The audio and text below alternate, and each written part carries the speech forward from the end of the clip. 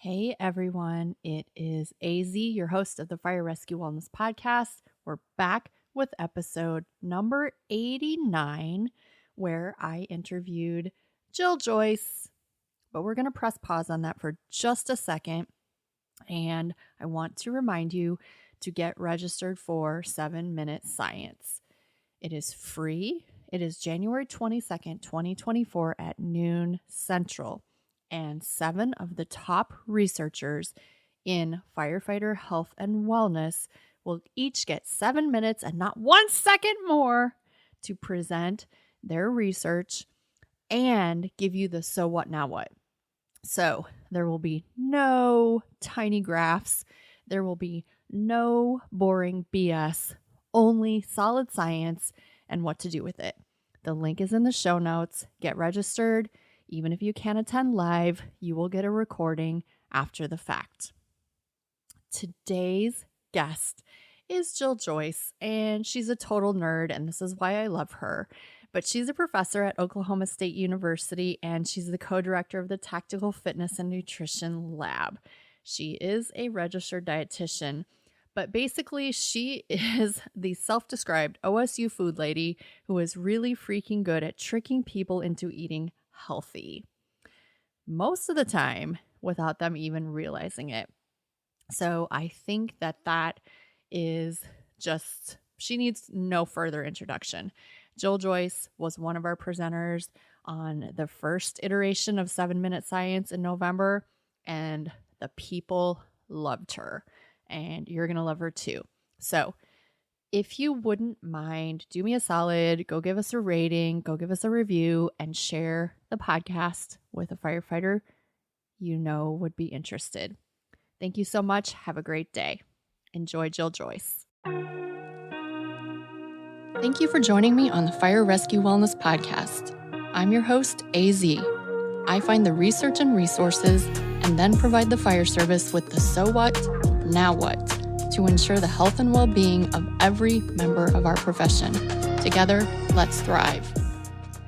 Hey listeners, it's AZ back for another episode of the Fire Rescue Wellness Podcast, and today I am with my girlfriend, Jill Joyce. Jill, say hello to my listeners. Hey party people. Oh, yes, girl. It is going to be a party.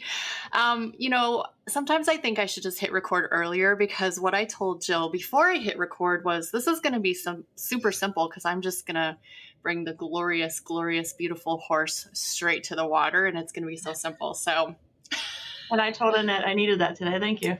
Well, yeah. I mean, listeners, I wish you could see Jill, because she has the most fantastic, blue sunglasses on the top of her head. I told her she looked like Malibu Barbie, and she absolutely does. So this is going to be fun. So quick backstory. Jill and I met because of Jay Dawes. And if you don't know who Jay Dawes is, head all the way back to episode 14. You can hear about what he does. But Jill and Jay are both at Oklahoma State. And I wrote this down because I always forget. The OSU Tactical Fitness and Nutrition Group. Is that what you call yourselves, the group? Technically, we're a lab right now. Lab? Yeah. My favorite. Labs are my favorite. Mm-hmm. All right, Jill. First things first, I'm going to start with, I call them the 3 hot, sweaty light bulb questions. We're going to get started. Are you ready? Sure. She's ready. All right. First one should be easy. Who is Jill Joyce? Oh. Ha ha. The deepest and darkest of... No. Tell us all. Tell us all. Well, I think on the nerdy side of things, I always open with that I'm a registered dietitian that hates kale and loves ice cream. So I also call myself a recovering dietitian. Oh, tell me more. Oh, yeah. It's fun.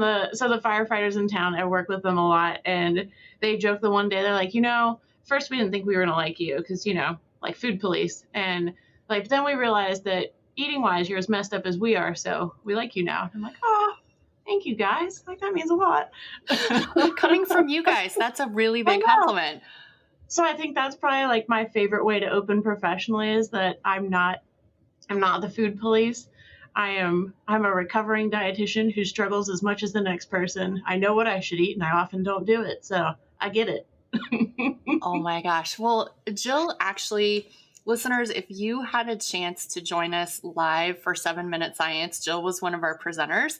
And if you didn't, I'm so sorry because the recording got effed and no one got a recording. But Jill, do you remember what your 12-word bio was that you gave me? If you don't, I think I can sort of remember it. I think I kind of do. I think it was that I'm the OSU food lady who's really good at tricking people into eating healthy, especially tactical athletes. Word for word. That's exactly what she said.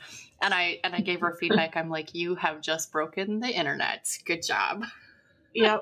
So I say that's me on the nerdy side. And that slightly gets into the personal side, I guess. But the like tactical side of things, I'd say like my bio on that side is that my husband was active duty military. He got out. So I was an active duty military spouse for 9 years. So I know military very, very well. And we have, both sides of our family are all Army and Navy, of, different ranks, some drafted, some not, some ROTC, some not. So like, I kind of know everybody. And then, my grandpa, uncle, and cousin are and were firefighters, and on my husband's side, it's law enforcement like crazy. So, like tactical groups, I don't just know them nerdy; I know them in the non-nerdy way. So it really helps me in research a lot. That is very important. And I want to mention, because sometimes I forget, I get so excited and we go down the rabbit holes. Jill is actually one of the co-authors of, I've spoken about it before, the ISSN position stand on tactical athlete fueling. I'm going to stick it in the show notes again. The cool thing about that position stand is it's A, easy to read, B, it's open access, and C, like all the coolest kids worked on it. So I'm going to put that in the show notes. All right, Jill, what sets your soul on fire? Wait, in a good way or a bad way? Either way. Either way. Oh, no. I love that you asked. I'm going to say on fire. On fire could be good, like, excited, or it could be like spicy and rut-row. Yeah, you can tell me both. I'd say in a good way. Honestly, like I do love my job. Like, I won't send this link to anyone at OSU, so they won't know, and I don't get a promotion for that. But I really do love my job. Like I think that sets me on fire in a good way is my research. Like, military, fire, and law enforcement, like tactical athletes are my favorite. I have dark, sarcastic humor, and not in the building, but outside the building, I swear a lot.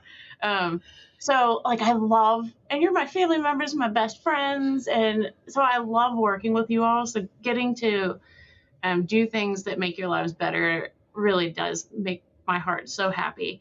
And then I love working with students too. So I'll say my job sets me on fire in a good way. Sets me on fire in a bad way.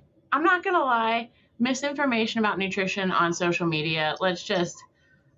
I could put my head through a wall, break my phone. I've deleted social media for years before. I'm back on it for work. It makes me angry. We were just talking about that this morning at physical therapy in a little bit different sense, where my physical therapist was saying, it's so easy for people to believe the BS that an influencer says, and they're just so far not believing the research. It's frustrating. And I'm like, yes, it's frustrating. Yeah, there's a concept of like death of expertise. But I'd also argue that at the same time, I think at least a little bit of that is on us as the scientists or as the health professionals, that we need to figure out how to send our messages in a more digestible and attractive and appealing way. That's not something I think we've had to focus on in the past. We haven't been overly trained in it or, really had to think about it. But I think, so in a way, it's also kind of a good thing in that I think it's forcing us to rethink how we do things. And that's a good thing. Jill Joyce, making academia sexy. I'm attempting. I don't know that it is yet, but I'm working on it. You're working on it. Well, and you know what? That's the thing. We need the scientists and we need the practitioners and we need the people to bridge the gap. I think that's the biggest thing. But if we can get the scientists talking, that's why when I recruited for 7-Minute Science, I said, you have to be succinct. You have to be entertaining.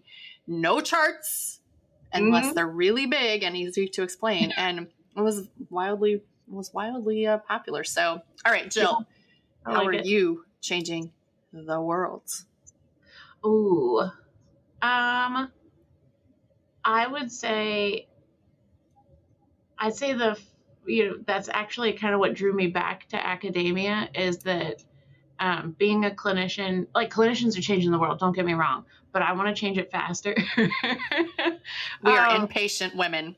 I'm impatient. So, I figured why not just go back to the source of practitioners and like I'm trying to create, practitioners who are ready for the changing world and have everything that I didn't get and wished I'd had. And so I'm trying to create kind of a new breed of clinician that can go out there. So I have minions being released on the world in a good way. I use my powers for good, not evil, I swear.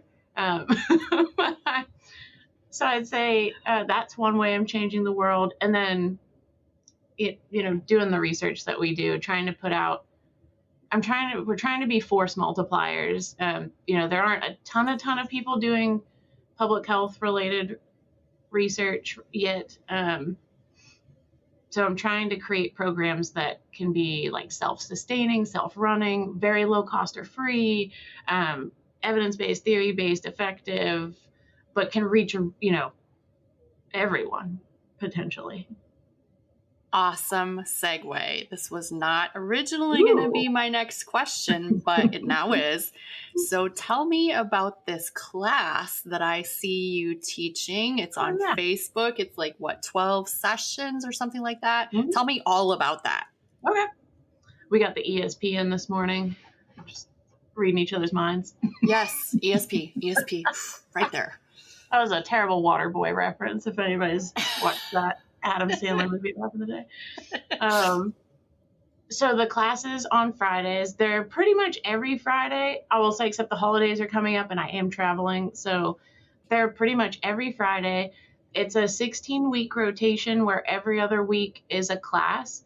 It's about 1 hour, although sometimes we talk so much that we hang around for like an hour and a half. And they are CLEAT approved courses.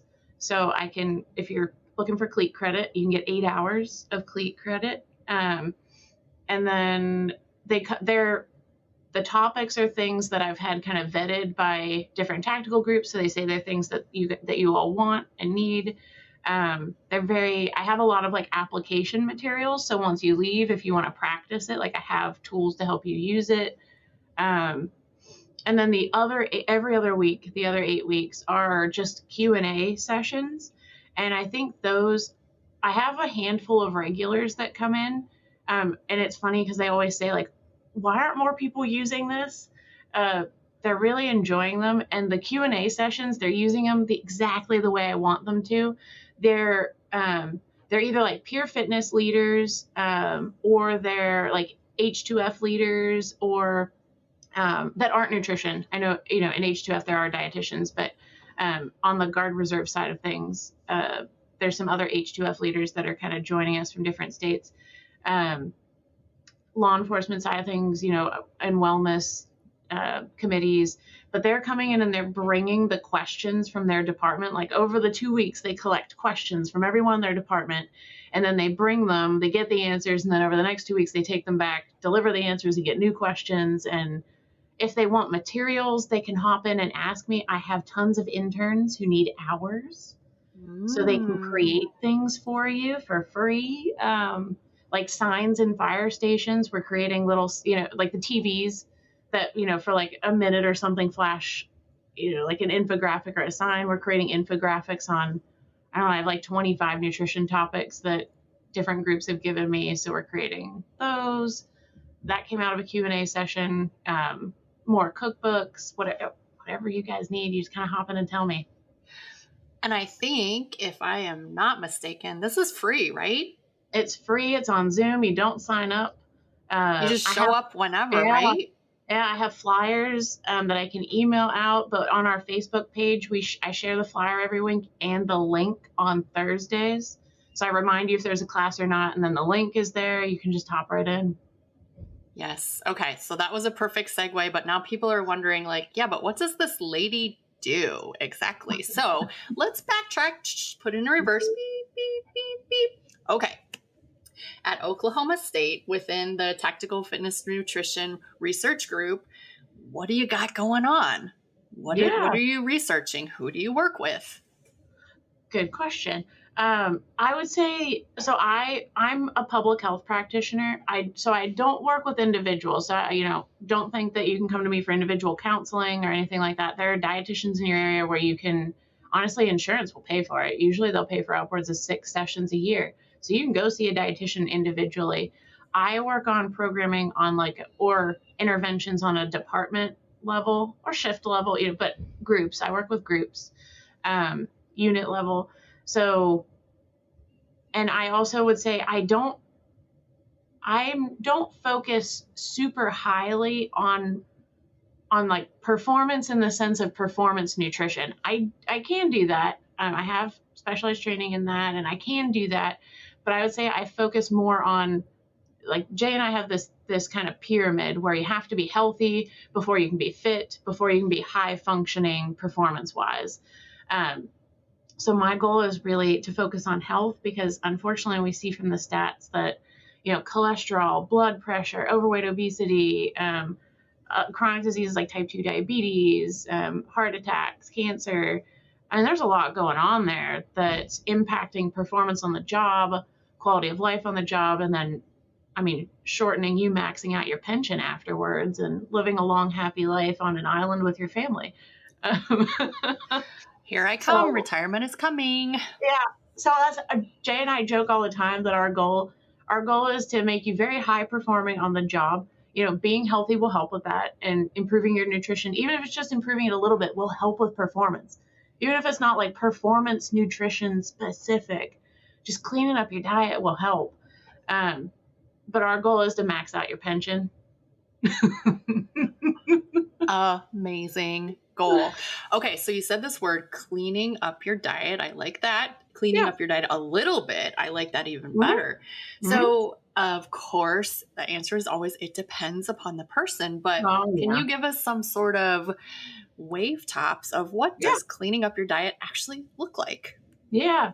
And that's, so I said, this kind of goes back a little bit to the other thing. Like, the other thing I focus on is a lot of people think I'm going to come in and tell them what to eat, when I would argue social media is confusing people. Don't get me wrong. The worst. But if you go back to your, like, whatever your health class was in high school or whatever, if you go back to that, or go ask like an elementary school student, they know what you should eat. I would argue most people out there know what they should eat. Should you eat fruits and vegetables? Yes. Should they be covered in butter and ranch or sugar? No. Should you not? Protein? Should you eat lean proteins? Yes. What are they? Fish, chicken. You know that, the lean and red meats. I don't need to teach someone what to eat. You know what that is. I know what that is. So, like, why aren't we doing it? There's your biggest question. So I'd say a lot of what I do focuses on getting you to do it. So if anytime someone asks me, like, big broad advice, because you're right, it depends. That's the classic dietitian response, which is part of the reason nobody thinks our messages are sexy, because they're like 80 pages long, and it depends. If you have this, if you have that, if you want this, if you want that. We're the worst at giving quick advice. But I do have like some quick ones that I do tell people. I very much like more of like a challenge mentality with nutrition than a deficit mentality. Because if I tell you don't eat these things, which I feel like a lot of people with nutrition expect me to come in and say, to eat healthy, don't eat this, this, or this. Well, if I tell you that, what are you going to do? You're going to go eat it, and probably more than you would have before. Wait, let's try this. Don't think of a pink elephant. What went in your head immediately? Oh, yeah, exactly. That's what I mean. So I don't like, that's a deficit mindset set with nutrition, and it's just going to make you want it more. So instead, I challenge people to eat more of certain things. And I don't know if I should tell you all this, mute it for a minute if you don't want to hear the secret behind it. But the reason it works is that by trying to eat more of the healthy stuff, you're going to naturally displace some of the not so healthy stuff. So I didn't tell you not to eat it, but in working hard to get the other stuff in, something's got to go. So I didn't tell you not to eat it, but you're just not gonna. It's like that meme, Jill, where they say, if you drink 100 ounces of water, you'll be so busy peeing in the bathroom that you won't have time to start shit with your family or something like that. Yeah, that's exactly. So water is one of them. So I tell people, first off, make sure you're drinking enough fluid, and then unfortunately the amount, it depends, literally. And I'm not a fan of the gallon challenge, because how much fluid I tell you to drink depends on your body weight. So I mean, 126 ounces is a gallon. That's only good for a certain weight person in a certain region with a certain sweat rate, you know. So I'd say drink enough water. So your goal is to make at least 90% of your beverages water. Good. I like that. Or a non-caloric beverage. I'll even go that far. I'm okay with that. So I challenged you to drink a certain way. I didn't say you can't have things, but let's be honest, by trying to do that, it's going to be hard to drink the other stuff. So focus on non-sugary beverages for most of your beverages. 2, you got to eat 5 servings of fruits and vegetables per day. Ugh. I mean, and that's, like about the size of, half to a whole fist. That's a serving. You got to get 5 of those a day or more. I'm okay with more than that. And no, potatoes don't count. Don't even start with me. No. Don't even start with Jill. I'm in the South. Refried beans don't count either. So the non-starchy veggies. So you got to get 5 of those in a day. And honestly, that's tough. So you're going to, again, naturally wind up displacing some junk. And then my other challenge is it's more on Jay's side of things, where it's just move for an hour a day. Jay will tell you how to move, but I'm just going to encourage you on a calorie energy balance side of things. Move for an hour a day. I on a calorie side don't care what it is. Just move for an hour total at some point during the day. Those 3 challenges, like if you do that, I mean, it really helps. And I challenged you. Like, it's a game, it's a challenge. It's not, I didn't say don't. I like that. The deficit mindset. I haven't actually heard it called that before, but I really like that.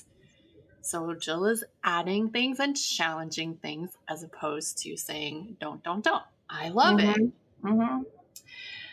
So many of the things that we do are habitual. Mm-hmm. And because things are available, and one of my favorite things that you've done research on is food availability, basically. Yep. Tell me all of the dope on that, because I think a lot of people miss 7-minute science. Let's hear it, lady. Yeah, absolutely. And that's, so I already revealed one way I trick people. The other way I trick people is Trickery. Yes. And this is the best part. So if you have like other people living in the house with you, or if you want to take this to your shift, don't let them listen to this podcast till after you do it, so that you can like play with them and they won't know what's happening. You can see if you can trick them. That's your goal. Your goal is to see how many people you can trick into eating healthy. I'll spread more minions. I'll recruit. So what we find is some marketing, like, stores like Walmart, Target, they're really, really good at getting you to buy things you didn't realize you needed. And half the time you don't even realize you're grabbing them. You go in with a list, you go in with a plan, you knew what you were going to buy, and then 30 things, especially if it's Target, 30 things wind up in your cart that you never knew you needed. And they have all these tactics that they're using to basically chip away at your willpower. They play off of decision fatigue, which in our field is huge. And by the end of the day, especially, and when you're at your weakest, they're going to nudge you towards something they want you to buy to make you happy and help you spend money. I mean, they're not trying to hurt you. They've just got different goals for you than I do. So public health practitioners have realized, like, well, if if people can nudge you towards buying what they want you to buy, which isn't always healthy, why can't I use the same tactics to nudge you towards eating something healthy you never knew you wanted? So that's what we do. So there's three keys. It's what's normal, attractive, and convenient in your food environments, aka like work, school, or the station, and your home. So where you spend most of your time, what types of foods are normal, aka regularly there, what types of food are attractive, sitting out, looking pretty, calling your name, and what foods are convenient, very easy to grab and go. If you look at it and you're like, I don't feel like making that, it's not convenient. So what's easy to eat? If it's not so healthy stuff, that's what you're going to eat. If it's healthier stuff, that's what you're going to eat. So we can change your food environment. I want you to eat the healthy stuff. And if you want to eat the healthy stuff, well, let's use your environment to nudge you towards eating the healthier stuff. So we basically have 6 opportunities. We can make less healthy food, less normal, less attractive, and less convenient. And we can make healthier food more normal, more attractive, and more convenient. And it's funny, I'll ask people like, how can we make the healthier stuff more normal? And I get crickets. And I think it's because it's just the answers are so easy that people think like, oh, that can't be the right answer. Just buy more of it. And it's like, yep, that's the answer. So let's focus on the less healthy food. I'm not going to, some people get mad when I call it junk food. I'm going to call it less healthy food, even though it's really long to say. So the less healthy food, make it less normal. That's your first nudge. And I'll say with there being 6, the more you use, the more you're being nudged without even thinking about it, the less willpower, the less decision, and just energy it takes from you, the more you're going to trick yourself. And honestly, the easier it is to eat healthy. So use more of them. This first one, though, I have a caveat because it can backfire. So less healthy food, make it less normal. You decide what that means. So for me, recovering dietitian, I work in academia and I'm tenured, which means I am mentally wiped out by the end of the day. I'm easily influenced by what's around me, and I will just, if junk's around, I am going to just go buck wild on it. We kind of have a joke that I do. My drug of choice is lines of Oreos. I can eat an entire line of Oreos out of a package. Wait, Jill. Regular, mint, double stuff, cake. I've seen so many different flavors. Which ones? I'll say double stuffed and dipped in chocolate are my favorite. Oh, deep fried Oreos. But you can't do a line of deep fried, can you? No, I can do 6 and then I'm out. Okay, just checking. Thank you. I need a disturbing amount of them, but I'm out after 6. Okay, sorry to jump in on your train of thought. I just had to know. Yeah. But I'm one of those people that, like, if there's sweets around, I mean, I could eat nothing but sweets all day. I'm going to eat them. I'm stressed out. I'm tired. And I'm just going to eat them. I'm weak. It's going to happen. My job makes me weak. And I think genetically I'm a little set up to be a little weak when it comes to sweets. But I'll eat them. So for me, less normal means not having it in the house. But I didn't say I don't eat it. That just means that in order to have sweets, which are my like downfall, I have to go out and get it. So I have to put on clothes because I'm inevitably, like, nice clothes, because I'm inevitably going to run into a student. So I got to work for it. I already have to look nicer, and I'm probably in bummy clothes. I have to get in the car. I got to drive somewhere. I got to go spend money and then come home and then I can eat it. It makes me think, do I truly want this? I know that I'm mindless with it. So I've set up my environment to remind me to think again and make me think again. However, there are some people that if it's not in the house, they're going to go nuts at some point on it. So this works well for me, but it may not work well for you. So that's the one where you have to watch how it impacts you. Some people, it'll make you binge on it at some point, which is why I allow myself to go get it. because if I say no altogether, I will go crazy on it at some point. So I just make it so I have to go out and get a smaller package of it infrequently. But other people aren't even influenced by it. My husband, you could put him in a room covered in junk food. I mean, chips, Oreos, ice cream, like you name it. He wouldn't touch any of it for like weeks. He might eat a little bit. I don't understand. I don't understand people like that. I didn't know they actually existed. I know. Something's wrong. So that's the one where I say you figure out how it works best for you, but decreasing how much is in your house or at your station you're going to eat less of it. So just figure out how it won't backfire on you. Make it less attractive. Put it behind a closed door. So if you're on shift at a station, put it in your locker, put it in a cupboard, put it in the fridge, the freezer.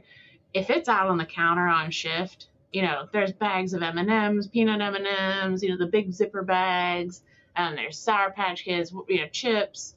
If it's out on the counters, it's a small, stations are typically kind of small and an open concept, and you're just going to see that. And you're just going to eat it. Mindless snacking. We have data that shows that firefighters are very aware. We have 150 firefighters from across the country, and they are very aware that having junk food out on the counters in the fire station gets them, and that they do mindlessly snack on shift because it's there. So hide it. If you're going to have it there, hide it. And it helps. So we've done that with the firefighters in town. We had a policy, you can have junk food, but you got to put it behind a closed door. And they said that alone worked really well. And they've really tried to keep that going because they realized how much it cut down on their mindless snacking. And they appreciated that I didn't say you can't have it because they agreed that, if you say you can't have it, I'm probably going to backfire. The last one is less convenient for the not so healthy stuff. And same thing, like if it's behind a pantry door and stuff like that, it is less convenient already. It's not just right there to grab, but also like put it up on a top shelf and behind stuff. Like make yourself work for it. So you have to think if you really want it or need it. All right, so now on the healthier food side of things, you got to make it more normal, more attractive, more convenient. More normal means buy more of it and have more of it in the station or in your house. A caveat with that one is don't go nuts, though. Sometimes people, when you get on this health kick and you first start it, you go really crazy with it. So you just some people will clean out their house of all the junk food and they're going to buy a ton of healthy food and then they waste half of it. So start small with that. So maybe, the first time you're on shift, buy a bag of apples. The next time you're on shift, if that goes well, buy a bag of apples and a bag of carrots with some hummus. And then if that goes well, so slowly add these things. That way I don't want you wasting your money. I know healthier food can be expensive. Do it slowly so you'll eat it and you won't waste your money or the food. So start small and add up. And then attractive, have it out on the counters. So like buy for the fire department in town. We did this. We had really nice black metal wire fruit bowls out on the counters. They looked very sexy. And then we had pallet style boxes, dark wood. They looked really nice too. Mason jars. So we had like really nice, appealing display for healthier food. So make it look attractive. Buy colorful fruits and vegetables. Buy the ones you actually like. I mean, just seeing ones you like is appealing. Don't buy stuff you don't like. Find the healthy food you like. If you don't like it, it's not going to look appealing to you. And then make sure it's in like clear containers so you can see that color. It's on a shelf, not in a drawer. The drawers in the bottom for produce are just produce graveyards. That's where produce goes to die. So don't put it in there. I'm dying right now. It's a graveyard. Let's be honest. That's where mine go to die also. And then the last one is convenient. If you can afford it, like find the level of healthy food where you'll actually eat it. Of course, the less processed something is, the better, because it has less additives like sodium and sugar and saturated fat, stuff like that. And it is the cheapest in an unprocessed form too, because you have to do the work. Someone else didn't get paid to do the work to cook it for you or whatever. But you have to find the line for you. So like, I'll admit, for me, I'm wickedly tired at the end of the day. If I had to clean and cut carrots into sticks and clean and cut broccoli from a head to make veggies and dip, it is not happening. And I love having veggies and dip as a snack when I get home. Like, I kind of want chips, so it's like my chips and dip instead. So baby carrots, and I buy pre-cut and pre-cleaned broccoli florets in a bag. We will eat them like crazy. I've bought a head of broccoli before. It went to the graveyard and it died. I didn't eat it, not gonna lie. So you got to find the balance of convenient and cost and processing that you're happy with. But I will say, if it's pre-cut, pre-cleaned in a clear container and it's colorful, I mean, it's going to call your name. And it's interesting that you said that, Jill, because I used to get real judgy. I dated a guy who, for example, if we would make fajitas, he would gravitate towards the little black styrofoam tray of pre-cut peppers and onions that was just so much more expensive than the grocery. Like, I would get a onion, 2 peppers, and chop that shit up myself. And I'd get real judgy about that, but really, like, that was his level. That was where he was at, and we got to meet him where they're at. Yeah. I feel kind of like an a-hole now. No. It's okay. It's okay. It's okay. Okay, so can you share what you found with the fire department that you worked with when you gave them the sexy fruits and veggies and nuts and seeds? What did you find? Yeah. So we dropped off on the countertops. We had 3 pounds of apples, 5 pounds of cuties, and a big bunch of bananas. So there's the produce on the counters. In the fridge, we had a big bag of baby carrots and a big bag of pre-cut broccoli with plain hummus and Greek yogurt ranch dip. So there's kind of like all our produce between the fridge and the counters. And then also on the counters, in the mason jar, we had lightly salted roasted almonds, a 2-pound bag. And then in the pallet box, we started with whole grain peanut butter crackers, but those didn't go over super well. They loved the Nature Valley bars. So we just doubled up on those halfway through instead of the crackers. So we had whole grains. We had a plant protein, nuts, almonds, great magnesium, the types of fats that are going to help reduce inflammation. We had the whole grains and colon cancer and fullness. We had the produce, all the fueling performance, antioxidants, great source of carbohydrates to fuel performance, also just fiber, so many good things going on this countertop that go towards combating overweight, obesity, high blood pressure, high cholesterol. They fuel performance, like I said. They're going to combat all those things that we know fire, law enforcement, military are suffering from: cancer, heart disease. Like, it was all geared towards reducing those things and fueling performance. But it looked gorgeous sitting on the countertops. And that was all there at the beginning of every 2-day shift. Here, they do 48 on, 2 on, 4 off. And we drop them off first thing in the morning, refill the bowls for 4 people on shift. And on average, in a 2-day shift, each person ate an extra pound of produce. That's insane. Boom.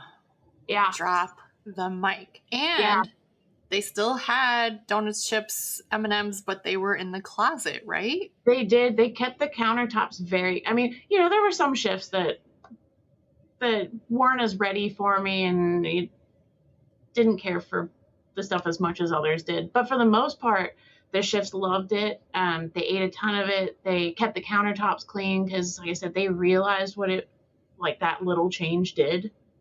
And the great part is, like, that result, we seriously have an insane amount of data from this. We collected way too much.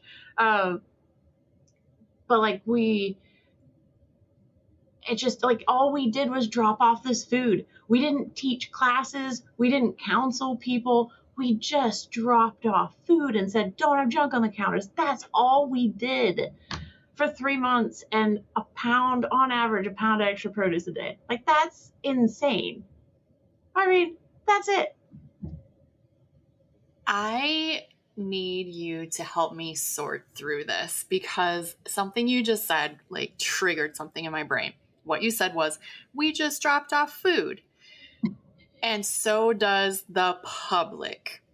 They drop off donuts and M&Ms and I mean, we don't need to make the list. And here's the thing. I've been ruminating on this for a month because I want to make a social media post to inform the public. Like, hey, we so much appreciate that you appreciate us, but also we're overweight, we're obese, we're dying. And so bringing in 24 Costco muffins for a station of 3 people it's a waste of your money and it's killing us. But how do I put that nicely, politely in a way that the public won't go, you lady are a menace to society?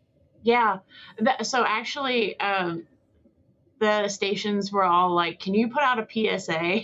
Yeah. Oh, do you have this already? So, well, I've thought about it for sure. So here's what I haven't done it, but what I've been thinking about doing is, again, taking more of that like positive approach instead of a deficit approach, because you're right. I mean, if we tell the public like, hey, you're stop it with the brownies, like we love them, but it's hurt. Like, I feel like I'm yelling at them a little bit and they're going to get mad at me. So taking that whole like more positive approach, we thought about making like a little PSA infographic or flyer that we could take to the grocery stores or anywhere like that and sell the ways that like buy, get your fire station or your police station a bag of cuties. They love to snack on these. The fluid, it's got fluid for hydration. It's got, antioxidants to help with fighting cancer, which is really prevalent among firefighters and law enforcement. We could kind of sell how that healthy food will fuel performance while combating the dangers of the job. Love it. So I thought about that instead is just like want to thank a firefighter. Let's fuel their performance and help them down the road. Max out their pensions. I don't know, something funny. I love that positive spin because people truly are, they just want to show their gratitude and they want to show how much like they love us. But every time all these things are coming in, I'm like, oh my God, like you just spent $80 on this and most of it's going to go to waste, first of all. And second of all, like, yikes. Or you're going to feel guilty and try really hard to eat it all because you don't want it to go to waste because, then you're throwing love away. Like, I've heard people tell me that. They're like, I can't throw it away. I feel bad. It's really funny. When I first started in this career, I was the food police. Like, I was on a mission to save everyone's life. And they used to call me the sweet patrol. And because I would go in and I would literally take a cookie and throw it in the garbage. And they'd be like, what are you doing? I'm like, that was my cookie. I'm helping you. And then when the stuff was kind of like icky on the top and people were still eating it, I would just wait till no one was looking and then I would slip it into the garbage. But I don't do that anymore. I try not to be such a menace to society, but Lord have mercy. You're in the right place. It was. You know what? And I was in my 30s and I thought I knew everything and what people should do. I shoulded everyone to death, including myself. So we've gained maturity. Okay. So I'm checking my checklist here. So if, I may wind up making that infographic so we can work on this. We can work on it. It'd be easy to make. Let's collaborate. I'm pretty good at Canva now. Nice. And I have the most creative students you've ever met. That's incredible. Love it's their favorite thing in the world. That's incredible. Okay, so we talked about your class. I'm going to put that in the show notes, how to get involved in that. Mm-hmm. We talked about your research. We talked about the ISSN position stand. And we hit your approach/philosophy to dealing with firefighters. So now here comes the point in the show when I say, was there a rabbit hole that we should have crawled into that I forgot? Or do you have any parting words of wisdom, like just little zingers to leave the listeners with? That's a good I one. know, right? It's very broad. I guess I'd say like two kind of parting tips is one, with nutrition, do try to find like a way to challenge people and positive ways to nudge people. I know it might sound a little cheesy, like, you know, do it the positive way and don't be that does sound a little cheesy at times to people, but it really does work very well. And we find that negative reinforcement works at the moment, but it doesn't last long term, and more positive approaches will actually stick and last long term. So you're using theory here. It's not cheesy anymore. Now it's nerdy. So I'd say do what I said, like instead of, if you're a peer fitness leader and someone needs to make a change, find a way to challenge them to do something new and positive instead of telling them not to do something instead. And I don't care what it is. I mean, it can be anything. Take a challenge approach. And the second thing I'd say is, like, I'm here for you. This is what we do. We love to involve departments or units. We learn a lot from you. Our research is very community engaged. Like, we do focus groups before we create materials to make sure it's what you want and need in the way that you want and need it. So we need to know what you want and need. We'll go out for grants to try and get those programs funded. We often have studies going where we'll pay for things. I've got interns who can make things for you for free. Like, I'm here. I got classes for free. Like, you have no excuse to say you don't have access to nutrition stuff because you got me every Friday. Like, use me. I'm here. It's free. And you know what? Free is the firefighters' favorite price tag. Okay. That's great advice. And so my last question for you, Jill, is I always want to talk dogs. Do you have a dog? Oh, not right now. We recently lost our second one, but I like my little cuddle bugs. You can say all you want, make fun of little dogs all you want, but I could be a crazy Chihuahua lady. And my husband thought that was, he's a military boy, so he was like, no, never. And after having our Chihuahua and our Puggle, we had a Puggle, and he looked like a little baby bull mastiff, a little baby boxer. Like, he was the freaking cutest thing. He was the stereotypical jock too. Like, very studly little guy, dumber than the day is long. Like, loved him to death. He was one of those, I learned what bless your little heart means moving to the South, because he got told bless your little heart all the time. I thought they were being nice. I didn't realize they were being mean. I recently used bless your heart. No, I said have a blessed day, which I think is very similar to bless nice. Your heart. Yeah, I used that in a communication recently. Yeah. Well, so what I'm hearing, listeners, is that, send Jill Joyce all the Chihuahuas. Well, I'd be so happy. Yes. How many do you think you could handle? They're just so easy and smart and tiny. So, food doesn't cost much.